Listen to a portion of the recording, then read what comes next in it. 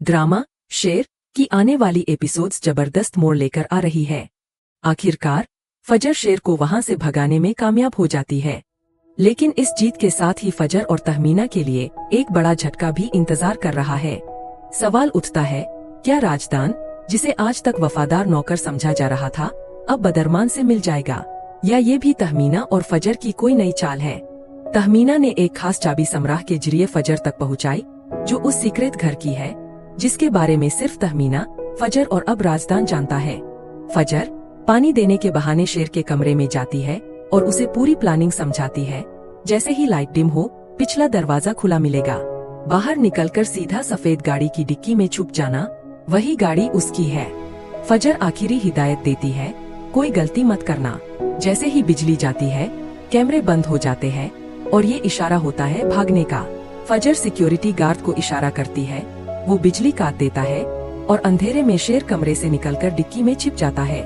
बिना किसी को भनक लगे फजर उसे वहां से निकाल ले जाती है। इसके बाद फजर और राजदान मिलकर शेर को उस गुप्त घर में ले जाते हैं जहां इलाज शुरू होना है।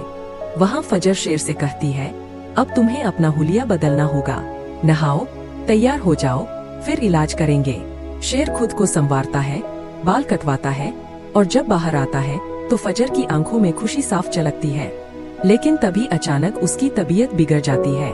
फजर उसे ड्रिप लगाती है और दर्द में डूबा शेर उसका हाथ पकड़कर कहता है, अब मेरी जिंदगी सिर्फ तुम्हारे नाम है। जवाब में फजर कहती है, तुमने मेरी जान बचाई थी, अब मैं अपना कर्ज चुका रही हूँ। फजर तय करती है कि अब शेर यही रहेगा और वह समय समय पर दवाइयाँ देती रहेगी।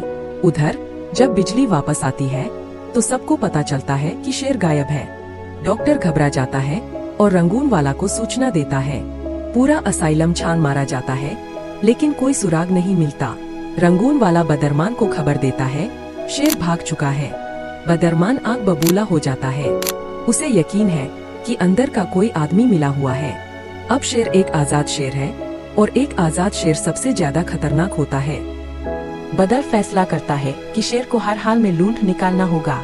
साथ ही तहमीना से ऐसी बात करनी होगी कि किसी को शक भी न हो। वो एक अखबार में इश्तिहार छपवाता है, शेर असाइलम से भाग चुका है, जो कोई उसे देखे तुरंत खबर दे। जब ये खबर मलिक हाउस तक पहुंचती है तो वहाँ जश्न का माहौल बन जाता है। सुजात कहता है, चलो अच्छा हुआ शेर को नहीं मारा, अब वो खुद ही मर जाएगा।